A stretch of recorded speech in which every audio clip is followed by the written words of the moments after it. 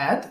And when the person that ran the game said, if your group if one of your group make a mistake, there's just, you shame them.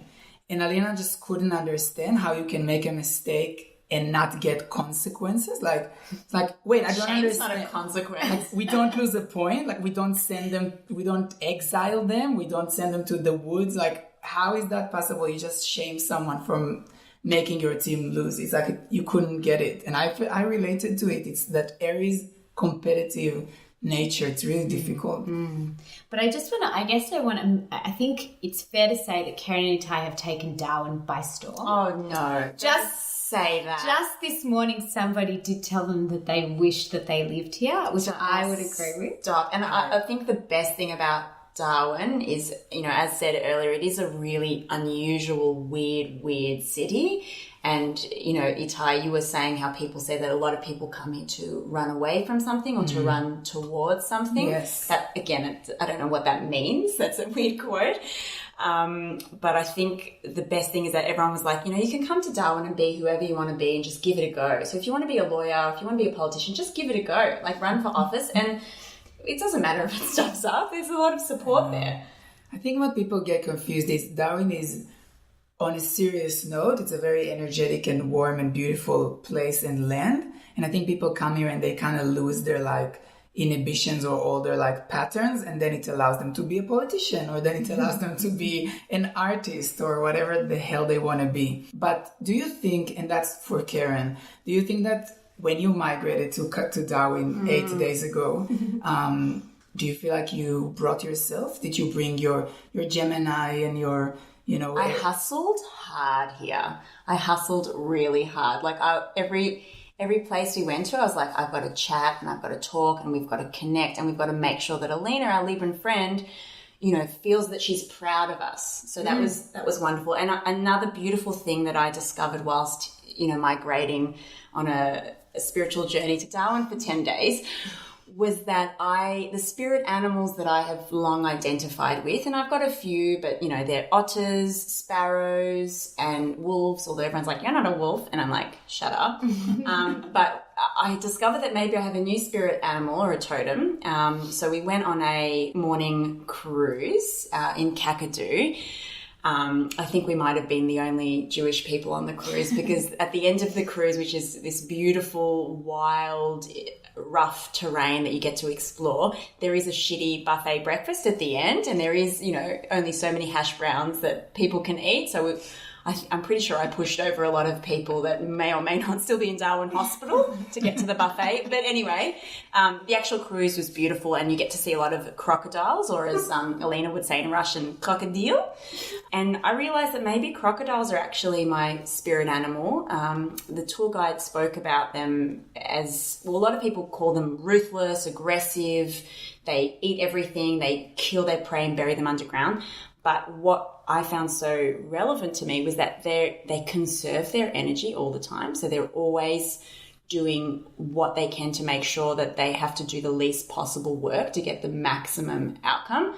And so I realized I'm not a lazy person. I'm just conserving my energy. Like the crocodile literally opens its mouth in the sun because it's scared that its brain will fry. Yeah, they cool themselves. I think crocodiles, as you said, are misunderstood. But when I saw the crocodiles, I saw a Scorpio. I saw a vicious, efficient kind of animal. And it's it's now known to me that during the Ice Age, the crocodiles would have 1 heartbeat per day to live. And that is such a Scorpio move. Like, I don't need to indulge in life. I'll just lie here under a pile of ice and I'll just have 1 heartbeat a day.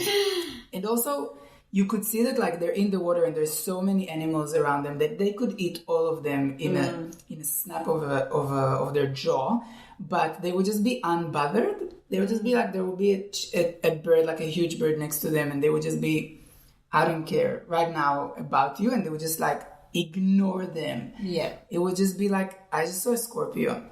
They also create slides, and they slide down into the water as well. So they're really a fun animal. Such a fun animal. I would like to take one as a pet. So we came here, we migrated here, and we observed each other, and I think we all brought ourselves with us. And our two friends, which were mentioned on this podcast quite a few times, are a Leo and a Gemini, and we love them so much. And they are such a Leo and such a Gemini. And I think in the buffet, one of my favorite moments was when we all sat down to eat, and then one of our friends just said, there was like 3 plates per person on the table. But there was something missing, and that something that was missing was another croissant that she put in her cardigan pocket without any wrapping or anything. And I just remember the person behind her seeing us and seeing us in the moment where she takes the croissant out of her cardigan, and we're all kind of like celebrating that moment. And that person behind there was... I don't have a word that could describe the shock and she was petrified. Like, where the fuck am I? And the Leo's response was, what? I couldn't hold it. I didn't have any more hands. So she put the croissants in her pocket. Really weird. Really, really weird. So, Alina, you mentioned your Aries moon and your Aries ascendant. Mm-hmm. And do you feel like this also goes with you around the world, wherever you are, kind of like... Before I let you talk, I have an example for your Aries moon that I love. So I was seeing this guy maybe on one date or maybe second date, and Alina was convinced that we were meant to be. I don't know if meant to be is the right phrase, because I told her, listen, I don't think I can fall in love with him. I don't think he's the right one. And your Aries moon and your Russian upbringing created this beautiful sentence, which is, anyone can fall in love with anyone.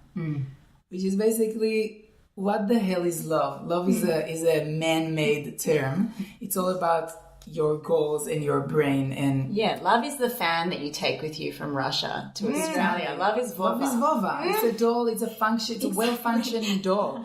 But I think and some people might be listening and be like, what? Aries are so passionate. Aries are so impatient, impulsive. We love you, Aries. But Aries is also goals, and Aries is also tasks and challenges. And I feel like anyone can fall in love with anyone. Is like, I have an Aries moon, and if I decide I want to fall in love with you, I will do it. Do you have another example for how your Aries moon comes to play? Yeah, well, I think that's right, Etai, that Aries can be impulsive and in the heat of the moment. That also combines with what you're talking about in achieving what you've set out to achieve. And I think a story that illustrates my Libra sun and my Aries moon is probably the most embarrassing story of my whole life. And very Aries for it to be the most embarrassing. You're right. It's the most embarrassing in anyone's life. It happened quite a while ago. And basically, I was briefly seeing a guy whilst I was overseas in a migration of sorts.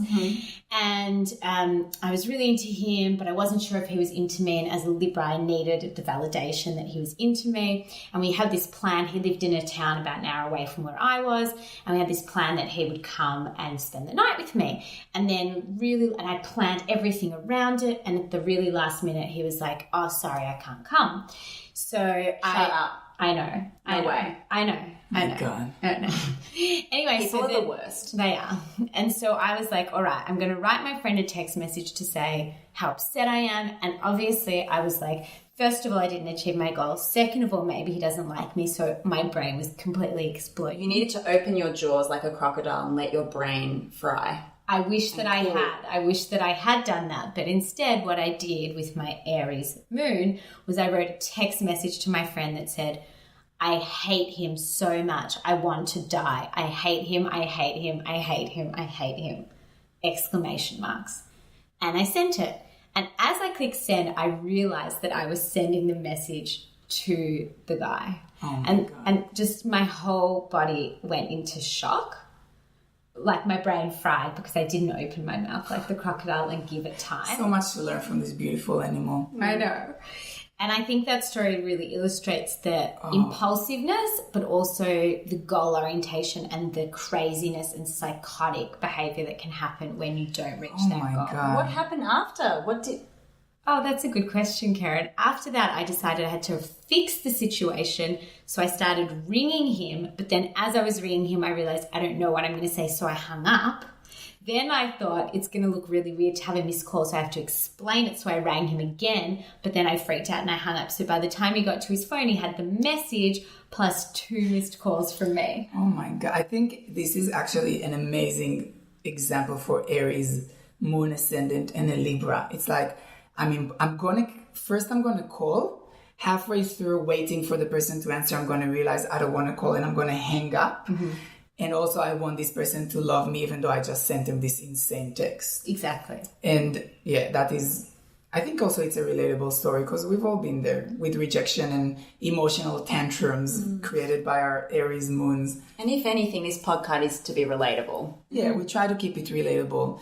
Alina, we want to thank you so much for being on this episode. It's been an absolute pleasure. And I think for our listeners, wherever you go, you take yourself with you. So kind of make sure to balance that sentence with being like a feather and land beautifully wherever you are. Thank you for tuning in, and we're going to hopefully see you next time.